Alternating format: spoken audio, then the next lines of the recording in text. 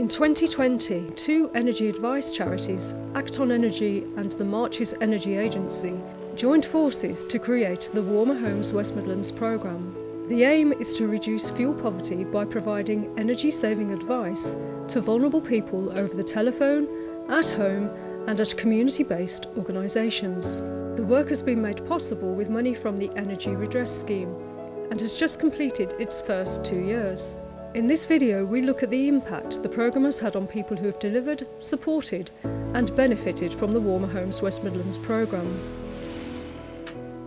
At Marches Energy Agency, we predominantly provide help for people in fuel poverty, and that is across the West Midlands, in Shropshire and in Derby. My role is within the Warmer Homes West Midlands project, so what I tend to do on a daily basis is help people through the phones as an energy advisor. My role as a project manager is in charge of a voucher scheme project that we have. And often we find that the conversations about fuel vouchers leads to a bit of longer term help, whether that's help with other things around the house or general advice or help with grants. Primarily it's been a telephone advice role, but secondary to that is also home visits and giving advice in the home, practical helps such as the radiator foils, draft proofing we offer. Hi Tony, it's Kevin from Marches Energy. Basically, I'm struggling with anything really because I've got chronic pain syndrome and chronic fatigue. I've also got osteoarthritis throughout my body, high blood pressure. I heard about Warmer Homes West Midlands via looking online, and I searched through different places where I could find help for getting a new boiler. I even checked with the councils and things like that to see which was valid, and when I spoke to the advisor I actually enjoyed talking to him, and we sort of grew a relationship in that way. We were very friendly and I trusted him straight away then.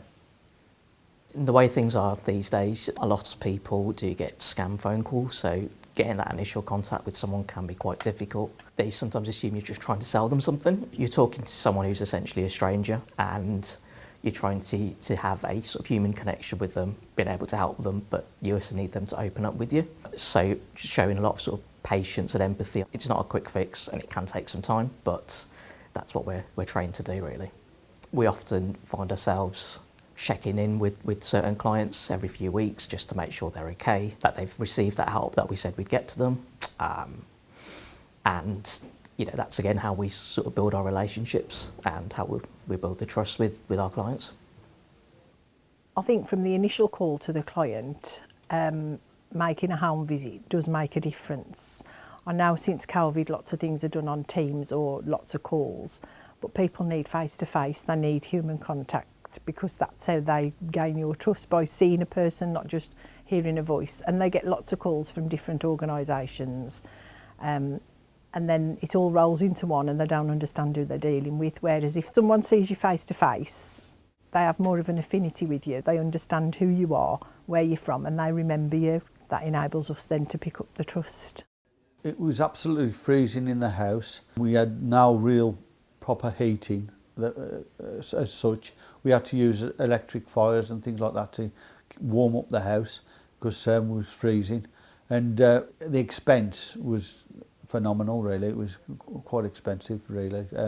We couldn't afford anything else once we paid for the heating, to be honest. So they made it a lot cheaper for me to get a boiler, and they also helped with the underfloor insulation.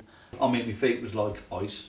Okay. Now, because we've had the floor installation done in here, my son loves this room and he never used to come in here, but he comes in here all the while now because it's ever so warm now compared to what it was. Right, interesting.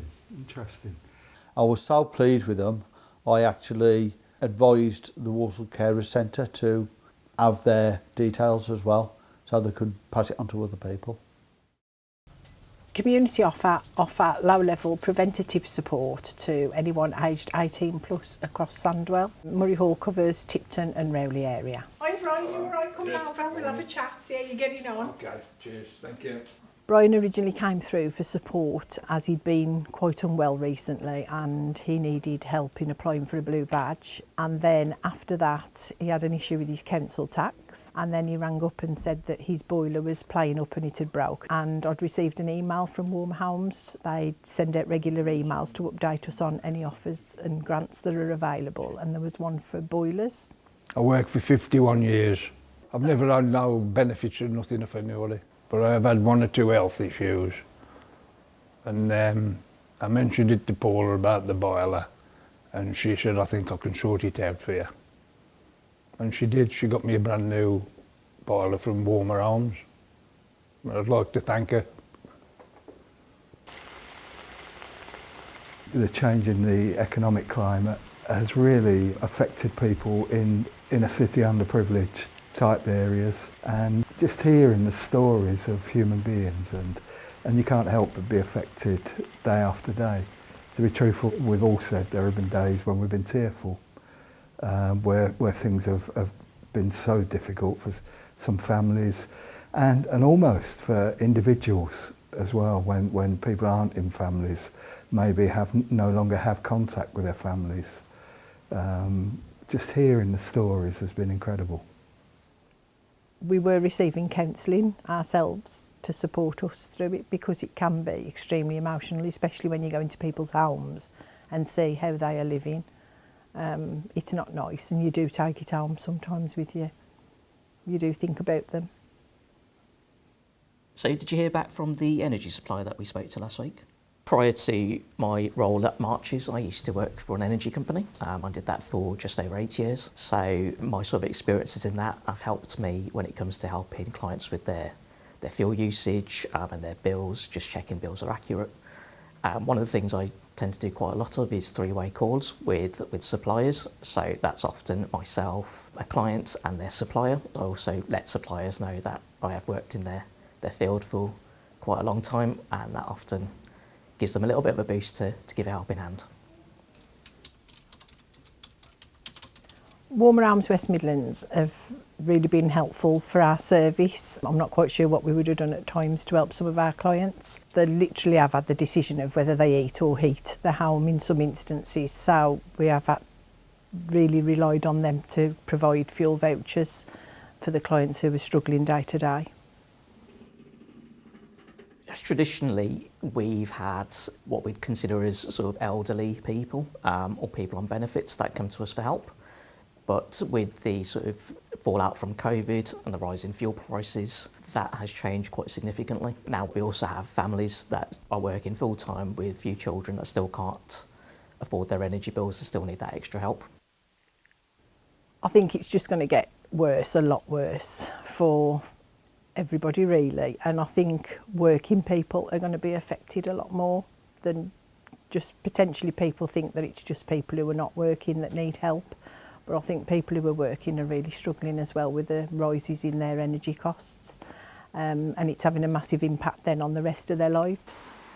I think with the increase in fuel prices that we've seen, the state of the world as it is, that's just led to almost a year-round consistent level of busyness that we've had. So it's a challenge, but because we're all sort of determined individuals who work in